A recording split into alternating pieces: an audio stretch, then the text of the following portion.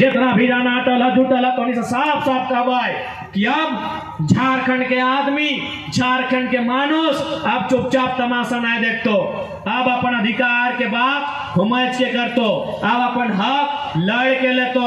अब और साथ ही प्रबंधन के भी हटे कहवाई कि अगर अपन अस्तित्व के जिंदा रखना हो, बरकरार रखना हो तो रैयत विस्थापित के अधिकार दीजिए, और नहीं मैं बीएसएल प्रबंधन को साफ साफ संदेश देना चाहूंगा, यदि आप अपने अस्तित्व को जिंदा रखना चाहते हैं तो रैयत और विस्थापितों के अधिकार को देने का काम कीजिए, नहीं तो याद रखिएगा जब जनता पागल हो जाती है ना तो बांग्लादेश के प्रधानमंत्री और श्रीलंका के राष्ट्रपति को घर छोड़कर भागना पड़ता है। बीएसएल उससे ज्यादा मजबूत नहीं है। बांग्लादेश की प्रधानमंत्री को भागना पड़ा भीड़ को देखकर, श्रीलंका के राष्ट्रपति को भागना पड़ा भीड़ को देखकर, तो जिस दिन ये शोषित वंचित भीड़ अगर बीएसएल की ओर चल गई ना तो बीएसएल का एक एक ईंट अगर निकाल के ले आई सारा अस्तित्व खत्म हो जाएगा।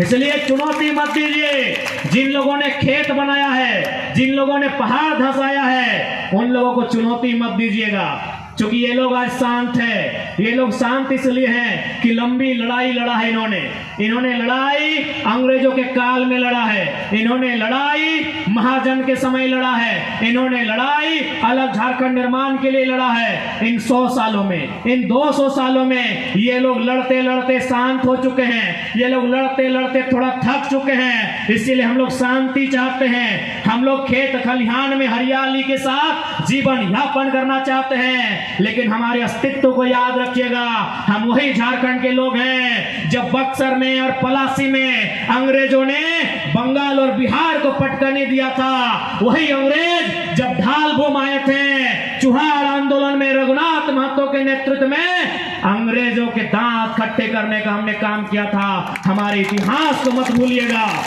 हम शांत हैं क्योंकि हम खेती बाड़ी करने वाले लोग हैं, हम शांत लोग हैं क्योंकि हम खेती बाड़ी करते हैं। लेकिन याद रखिएगा, हम खेती बाड़ी जो करते हैं ना कुल्हाड़ी से करते हैं, हल से करते हैं, गैता से करते हैं, हंसुआ से करते हैं, उससे केवल फसल नहीं काटी जाती है। अगर आदमी पागल होगा तो याद रखिएगा क्या काटा जाएगा इसका कोई हिसाब नहीं रहेगा। इसलिए हम लोग अगर शांत हैं मतलब हम लोग खेती बाड़ी करने वाले लोग हैं, हम लोग खेतों में अनाज उगाने वाले लोग हैं। लेकिन अगर हमें सताया जाएगा, यदि हमारे साथ जुल्म सितम किया जाएगा तो हमें लगता है अपने अस्तित्व की रक्षा के लिए हमें एक बार फिर से वही उलगुलान करना होगा जो उलगुलान कभी इस धरती में हमारे पूर्वजों ने किया था, जो उलगुलान इस धरती में कभी हमारे वीरों ने किया था। कहा गया है आत्मरक्षा के लिए हथियार उठाना कोई पाप नहीं है। हम आत्मरक्षा के कगार पर हैं, हम लोग आत्मरक्षा के कगार पर हैं। यदि आज हम अपनी रक्षा नहीं करते हैं तो इसी प्रकार डीएवी वाले यहाँ प्रॉपर्टी बनाएंगे, चिन्मया वाले यहाँ प्रॉपर्टी बनाएंगे, डिनोबली वाले यहाँ प्रॉपर्टी बनाएंगे, नेक्सा शोरूम वाले यहाँ प्रॉपर्टी बनाएंगे, तो हॉस्पिटल के नाम पे, तो शोरूम के नाम पे यहाँ प्रॉपर्टी बनेगा। ये अस्तित्व की लड़ाई है, ये रक्षा की लड़ाई है, सेल्फ डिफेंस की लड़ाई है। या तो कलम से लड़िए या तो कुल्हाड़ी से लड़िए, समय जो मांगता है समय के हिसाब से लड़िए। यदि समय के हिसाब से नहीं लड़ते हैं तो आपके अस्तित्व को इतिहास में दफन कर दिया जाएगा, आपके वजूद को इतिहास के पन्नों में दफन कर दिया जाएगा, जैसे आज आपकी नौकरियों को दफन कर दिया गया। किया गया कि नहीं? आपकी आवाज को दफन कर दिया गया, आपके अधिकार को दफन कर दिया गया। किया गया कि नहीं? तो आज अगर आप सेल्फ डिफेंस नहीं करते हैं, आज यदि आत्मरक्षा के लिए एकजुट नहीं होते हैं, आज यदि अस्तित्व की रक्षा के लिए एकजुट नहीं होते हैं, तो 20 साल बाद याद रखिएगा आपके अस्तित्व को ही मिट्टी में मिला दिया जाएगा और फिर यहाँ बिरंची और श्री बिरंची और श्री श्री बिरंची ऐसे लोगों का राज होगा और हम लोग अपने ही राज में केवल भीख मांगते हुए नजर आएंगे। इस बात को याद रखिएगा। गलत बोला जो ये अस्तित्व की लड़ाई है। एक बात बताइए, अच्छा बताइए, राशन कार्ड किसके किसके पास है? कगर पास राशन कार्ड हो ना? की मिला है राशन कार्ड से? की मिला है 4 कितना 5 किलो 5 किलो चल ठीक हो। अच्छा एक बात बताओ, ये सवाल हमार जितना हमार माए मौसी की उम्र में है जगह जगह तनी तनी चूल पाइक गलोखनी से हो।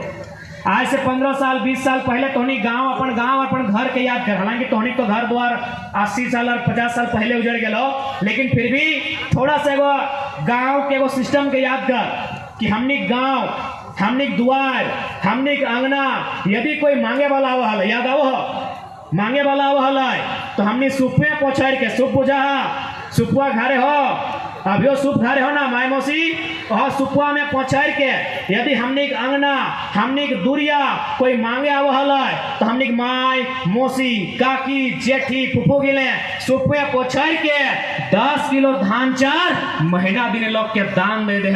आज 5 किलो खातिर लाइन लग गया, अस्तित्व के लड़ाई लगो।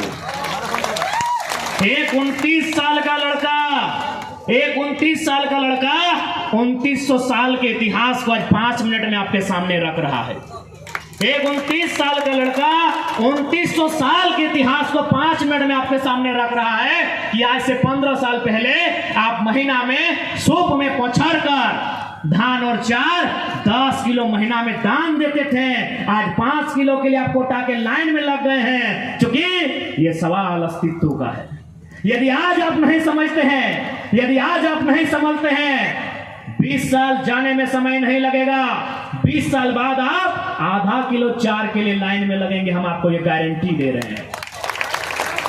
अभी आप लाइन में लगे कि नहीं, मैया सम्मान योजना के लिए लाइन में लगे कि नहीं लगे? अरे कितना मिला? 1000 रुपया की घास बागो 1000 टका। ये अस्तित्व के लड़ाई लगो।